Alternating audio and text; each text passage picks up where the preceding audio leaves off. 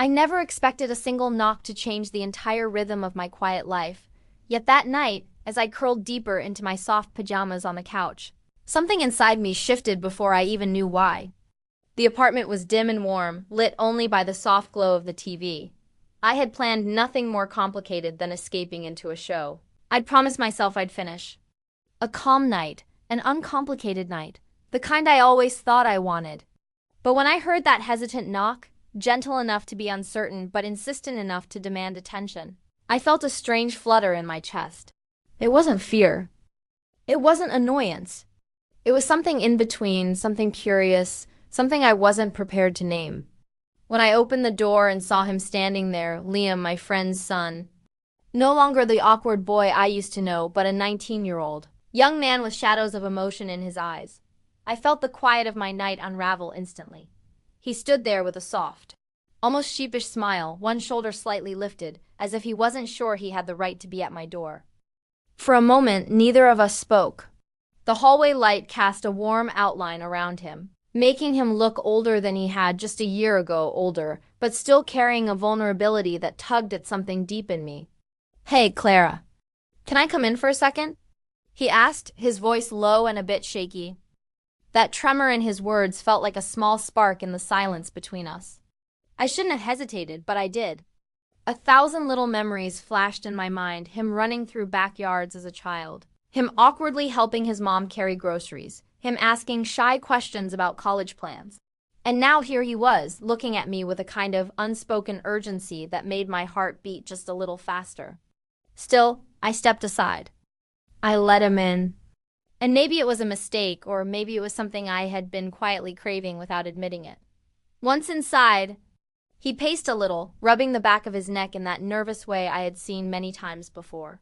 Except this time, it felt different, charged, heavy, like he had something he was almost afraid to say. I tried to break the tension with small talk, but even my own voice sounded strange to me, as if I was pretending to be in control of a moment that had already shifted beyond my grasp. "Everything okay?" I asked gently. His eyes met mine, and there was something searching in them, something that made the room feel warmer than it was. "I didn't mean to bother you," he murmured. "I just needed someone to talk to." His words were simple, harmless on the surface, but the emotion behind them felt anything but simple. It was deeper, layered with longing, confusion, and something else he didn't yet know how to name. As he sat down on the edge of my couch, keeping a polite distance yet still close enough for his presence to shift the air around us, I felt a mix of comfort and discomfort coil in my stomach. We talked about nothing at first, memories. Old stories, silly things his mother once told me about him. But the longer we spoke, the more the tone drifted into something quieter, more intimate. His laugh wasn't the carefree, boyish sound I remembered. It was deeper, warmer, and it settled in the space between us like a soft invitation. I found myself watching him in a way I hadn't before really watching. The curve of his smile, the way his hair fell slightly over his forehead, the way his eyes softened when he said my name. It wasn't sudden. It was subtle, creeping into me in a way that felt both gentle and dangerous.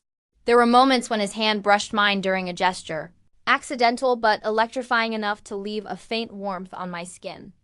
And each time I found myself wondering if he felt it too, or if I was imagining the way his breath caught for just a second afterward. I tried to remind myself who he was, my friend's son, the boy I had watched grow up, someone I had never allowed myself to see in any way other than familiar. But that boundary, once so clear, now felt blurred. And it was the blurring that frightened me. I could feel something awakening inside me, not physical desire, not something reckless or impulsive, but a quiet, aching need to feel seen, understood, connected. Liam had always been thoughtful, intuitive in ways most young men weren't. But tonight there was something else. When he leaned slightly closer to whisper something about a memory we shared from years ago, his voice warm against the fragile quiet of the room, I felt my breath catch. I told myself it was harmless, yet my heart knew better. My thoughts tangled themselves into knots I couldn't undo. Time slipped by without either of us noticing. The longer he stayed, the more I felt that subtle undercurrent pulling us into a space we couldn't pretend wasn't there. It wasn't lust. It wasn't inappropriate longing. It was emotional gravity, unexpected, powerful, impossible to reason with. I found myself responding to it even as guilt whispered warnings at the back of my mind. I knew what this looked like. I knew what lines I wasn't supposed to cross. And yet, when he opened up about feeling lost, misunderstood, unsure of where he fit in his own world, something inside me softened. He spoke with a sincerity that disarmed me, stripping away my careful boundaries. His vulnerability wasn't childish. It was earnest, raw, and painfully genuine. I felt myself wanting to comfort him, to be someone he could lean on. But beneath that desire was something more, an emotional intimacy that frightened me with its intensity. At some point, he shifted closer, not to touch me, not to cross any obvious line, but simply to close the emotional distance. And that small movement felt louder than any confession.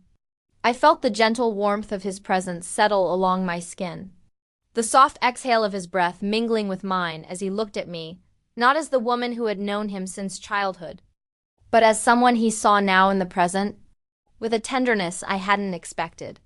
For a heartbeat, neither of us spoke. The silence stretched, heavy with meaning, delicate as glass. And in that stillness, I felt something inside me sway. A longing I had suppressed for years, a longing to feel chosen. Seen, valued rose quietly to the surface. When the moment finally broke, it broke softly. He stood to leave, apologizing for intruding even though part of me wished he wouldn't go. I told myself I was relieved, that it was good he was stepping away before the tension deepened further. But the truth settled deep in my chest. Disappointment. A quiet ache that lingered as the door clicked shut behind him. The apartment felt colder without him, the earlier warmth replaced by a hollow awareness of what had just happened, something subtle but unmistakable.